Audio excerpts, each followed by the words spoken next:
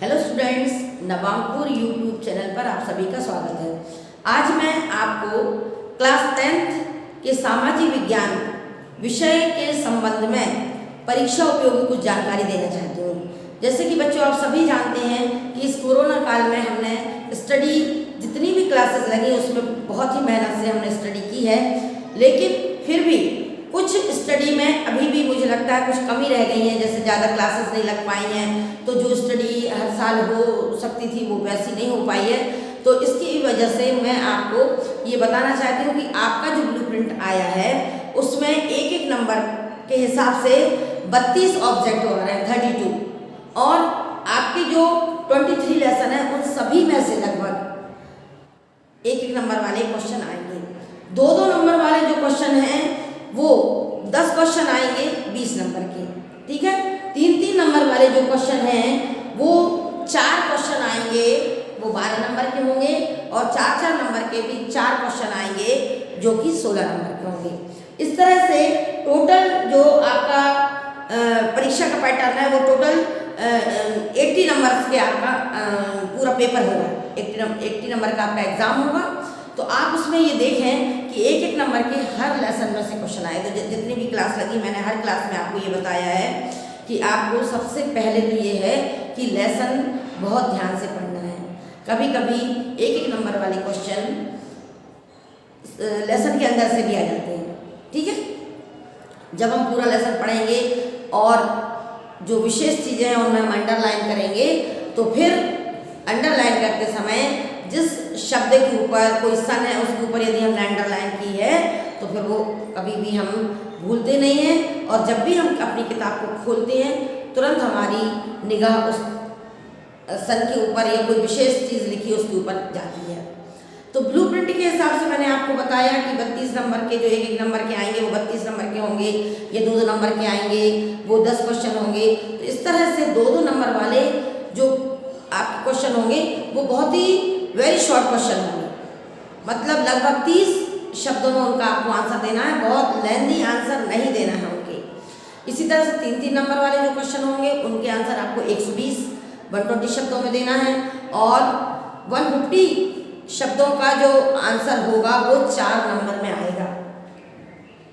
तो इस तरह से आपको अपना पेपर सॉल्व करना है, और आप ये मान के चलें कि लगभग 2.5 घंटे में आपका पेपर हो जाना चाहिए, जिससे कि आप उस पेपर को एक बार और अच्छे से उसको रिवाइज कर लें, उसको देख लें कि कहीं भी कोई गलतियाँ हुई हैं तो हम उसको सही कर दें, ठीक है।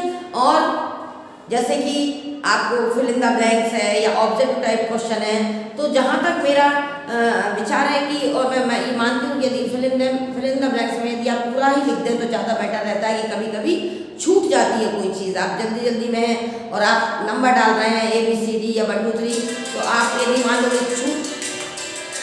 छूट जाता है तो फिर उसमें नंबर यदि गलत डल जाता है या कोई चीज़ छूट जाती है तो उसमें थोड़ी सी प्रॉब्लम होती है। तो यदि fill in the blanks, objective में नहीं कह रही मैं, लेकिन यदि फिल इन द ब्लैंक्स में यदि आप पूरी लाइन को कवर करके लिखते हैं तो मुझे लगता है कि शायद वो आपके लिए बेटर होगा।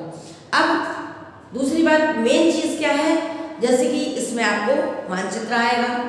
तो मानचित्र जब भी, जितने दिन भी मैंने समझाया है, लगभग 6-7 दिन तक लगातार मैंने आपको मानचित्र समझाया है, और जितनी भी चीज़ें हैं उन सभी चीज़ों को मैंने बिल्कुल आपको राज्य के हिसाब समझाइए कि किस राज्य में कौन सी फसल होती है, किस राज्य में कौन सा खनिज होता है। तो आपको राज्य के बारे में पूरी जानकारी हो ही गई होगी। तो जब आपको मैप मिलता है तो आप देख लें कि किस राज्य में हमें कौन सी फसल, कौन सा खनिज, कौन सी पाइपलाइन ये भरना है। और जो भी आप चीज़ भरें मैप में तो आपको एक बॉक्स भी समझ में मिलेंगे। उसमें मैप जब आपको मिलेगा तो बॉक्स भी बने मिलेंगे, और उसमें खाली बॉक्स रहेंगे। तो जो चित्र में आप अपना चिन्ह लगा रहे हैं वो चिन्ह आपको बॉक्स में भी लिखना है, वैसे ही चिन्ह बनाना है। तो जब चिन्ह मैच करेंगे तभी आपको उस मैप में नंबर मिलेंगे। अब ये तो हुई आपके पूरे ब्लूप्रिंट की बात। अब हम ये देख लेते हैं कि कौन कौन से चैप्टर, किस लेसन में से कुछ थोड़ा एक 2 कुछ चैप्टर जो हट गए हैं। तो कौन कौन सी चीज़ें हटी हुई है ये भी हम आपको बता दें। जैसे इतिहास उनका लेसन नंबर 1 यूरोप में राष्ट्रवाद। इसमें जो पेज नंबर है वो 13 से लेके 18 तक हटाया जा चुका है।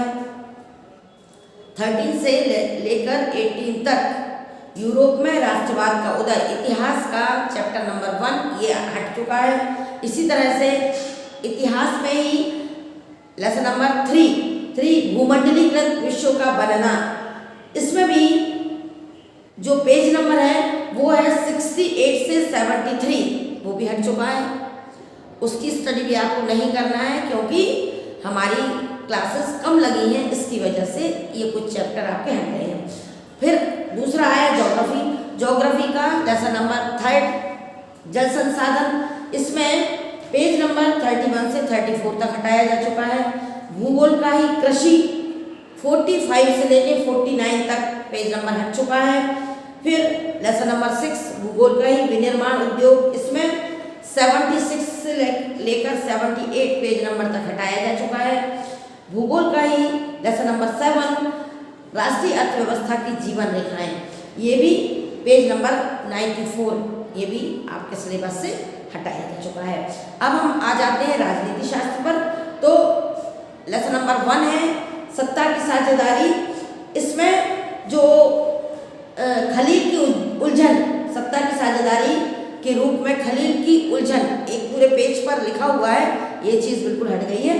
अध्याय 2 राजनीति शास्त्र का संघवाद। इसमें आपको देखना है भारत में विकेंद्रीकरण और ब्राजील का एक प्रयोग, ये चीज़ भी बिल्कुल हटाई जा चुकी है। इसके बाद राजनीति का लेसन नंबर 8 लोकतंत्र की चुनौतियाँ।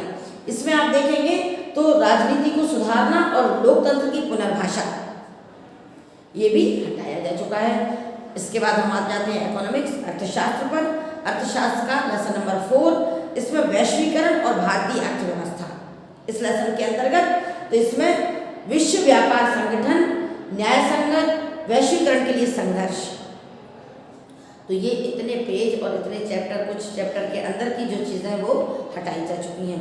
तो स्टूडेंट्स आपको इनको हटाते हुए अपनी स्टडी जारी रखना है। जैसे मैंने आपको बताया कि ब्लूप्रिंट कैसे आपका पूरा ब्लूप्रिंट के हिसाब से आपका पेपर बनाया गया है और ब्लूप्रिंट के हिसाब से ही आपका एग्ज़ाम होगा।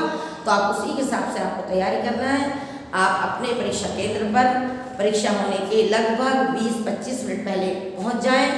अपनी कॉपी में जितने भी रोल नंबर्स वगैरह हैं, जो भी आपकी रोल नंबर है या डेट्स है या आपका जो भी डेट के अलावा विषय से संबंधित जो भी चीज़ें लिखना है वो सारी एंट्रीज अच्छे से कर लें, एक बार उनको चेक कर लें और बिल्कुल बिना किसी टेंशन के एग्ज़ाम दें। बिल्कुल टेंशन की कोई आवश्यकता नहीं है, बहुत ही अच्छे और बहुत ही सरल पेपर आने वाले हैं। आप अपनी स्टडी जारी रखें और समय पर क्लासरूम में वहाँ पर एग्ज़ाम हॉल में पहुँचें। सभी विद्यार्थियों को मेरी ओर से बहुत सारी शुभकामनाएं। Good luck, thank you.